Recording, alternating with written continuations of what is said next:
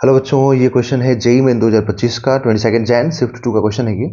Proton is moving and deflected in a region of crossed electric field and magnetic fields at a constant speed of 2 into 10 to the power 5। यहाँ जो लिखा है बच्चों crossed electric field and magnetic field, इसका मतलब क्या होता है? क्रॉस्ड बोलने का मतलब हुआ कि परपेंडिकुलर, दोनों एक दूसरे से परपेंडिकुलर है। When the electric field is switched off, the proton moves along a circular path of radius 2 cm. The magnitude of electric field is x into 10 to the power 4 newton per coulomb. The value of x is, x का value पूछ रहा है। अब यहाँ पे undeflected जाने का मतलब क्या हुआ? जैसे बोला है कि अनडिफ्लेक्टेड गया है प्रोटॉन, ठीक है, एक ऐसे रीजन में जहाँ इलेक्ट्रिक और मैग्नेटिक दोनों है।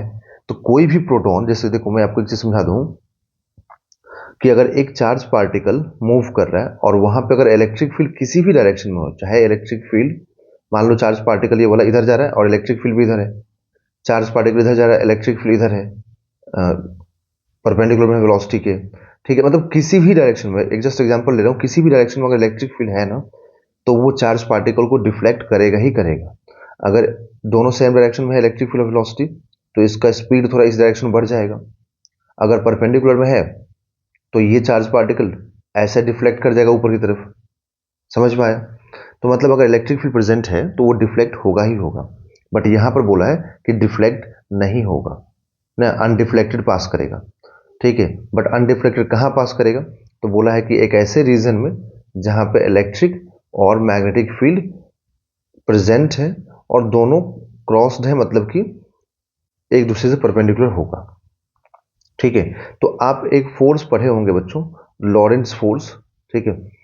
उस फोर्स में आपको बताया गया होगा यहाँ पर कि जब इलेक्ट्रिक और मैग्नेटिक दोनों प्रेजेंट होता है फील्ड, तब वहां पर नेट फोर्स काम करता है, ठीक है, electric force as well as magnetic force, ठीक। तो अगर कोई भी पार्टिकल, चार्ज पार्टिकल अगर अनडिफ्लेक्टेड पास कर रहा है, दैट मीन्स कि अनडिफ्लेक्टेड पास करने का मतलब होता है कि वहां पर एफ नेट जीरो होना, है ना, एफ नेट का जीरो होना। और अगर एफ नेट जीरो हो गया, इसका मतलब क्लियर हम लोग बोलेंगे यहाँ पर कि F net zero, that means कि इलेक्ट्रिक, देखो अब ये जीरो तभी हो सकता है ना बच्चों जब ये दोनों आपस में क्या करें, एक दूसरे को बैलेंस करें मैग्नीट्यूड में। तो दोनों का मैग्नीट्यूड एक दूसरे के बराबर हो जाना चाहिए, ठीक है, या फिर इक्वल एंड अपोजिट होना चाहिए डायरेक्शन वाइज, ठीक है, ऐसा क्लियर। तो यहाँ पे चार्ज इनटू इलेक्ट्रिक फील्ड, ठीक है, यहाँ पे चार्ज इनटू, ठीक है, मैं सिर्फ मैग्नीट्यूड ले रहा हूँ, वेलोसिटी इनटू मैग्नेटिक फील्ड, ठीक है। मैग्नेटिक फोर्स का फॉर्मूला मैं लिख देता हूँ, ये होता है Q V B sine theta, जहां पे थीटा एंगल होता है बच्चों, angle between V and B.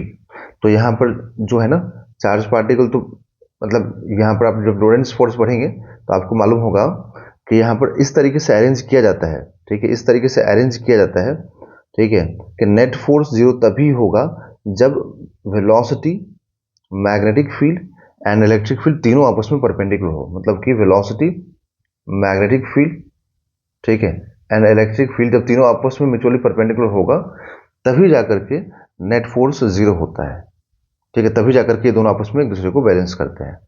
तो यहां से एक रिलेशन आपके पास आ जाएगा कि E is equal to V into B, ठीक है। अब इसी रिलेशन को यूज करके आप यहां से B इज इक्वल टू निकाल दीजिए, तो क्या आएगा, E बाई वी आ जाएगा, ठीक है। फिर दूसरा चीज बोला है कि when electric field is of, ठीक है, मतलब स्विच ऑफ कर दें, मतलब इलेक्ट्रिक फील्ड को जीरो कर दें, तब सिर्फ मैग्नेटिक फील्ड प्रेजेंट रहेगा। तो जब मैग्नेटिक फील्ड प्रेजेंट रहेगा तो बोल रहा है कि अब उस कंडीशन में चार्ज पार्टिकल एक सर्कुलर पाथ पे मूव करेगा।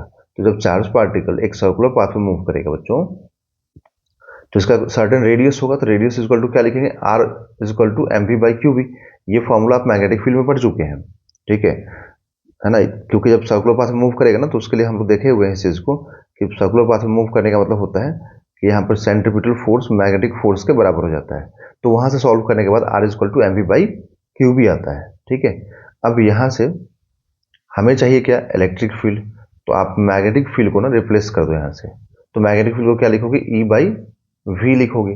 तो यहां से R is equal to m into V square, क्योंकि v ऊपर चला जाएगा यहाँ पर ये उठ करके, तो M V square by Q into E. ठीक है, तो यहां से R is equal to mass कितना है 1.6 into 10 to the power -27 into 2 into 10 to the power, velocity है 2 इंटू 10 टू द पावर 5, तो आप यहां पर रख दीजिए, इसका स्क्वायरिंग हो जाएगा डिवाइडेड बाई चार्ज है 1.6 into 10 to the power -19 into electric field है, इलेक्ट्रिक फील्ड हम लोग को चाहिए यहाँ पर। ठीक, और रेडियस जो आर है ना, इसका वैल्यू दिया हुआ 2 सेंटीमीटर, उसको मीटर में कन्वर्ट करके लिखिए। तो ये 1.6 से 1.6 कैंसिल हो जाएगा, ये कैंसिल होगा तो ये 10 टू द पावर -8 बचेगा। ठीक है, तो अब यहां से हम लोग ऐसा लिखें कि 2 इंटू 10 टू द पावर -2, और ये हो जाएगा 4 इंटू 10 टू द पावर 10, इसका स्क्वायरिंग कर देंगे हम लोग इस वाले का, अपॉन, और इंटू में यहाँ पे 10 टू द पावर -8 अपॉन ई। ठीक है, तो ये भी कैंसिल हुआ, ये भी 2 से कैंसिल हो जाएगा, तो अब यहां से क्या आएगा, तो 10 to the power -2 into E is equal to 2 into 10 to the power 2, तो यहां से ई इज इक्वल टू क्या मिलेगा हम लोगों को, 2 into 10 to the power 4 newton per coulomb. तो ये हम लोग को यहाँ से इलेक्ट्रिक फील्ड मिल जाएगा, हम लोग को इलेक्ट्रिक फील्ड का वैल्यू मालूम हो जाएगा। तो यहाँ से 2 इंटू 10 टू द पावर 4 आया है इलेक्ट्रिक फील्ड, तो अब यहाँ से 2 into 10 to the power 4 is equal to X into 10 to the power 4 करके देखिए, तो आफ्टर कंपैरिजन ये x का वैल्यू आपको 2 मिल जाएगा, तो यहाँ से हम लोग क्या लिखेंगे 2।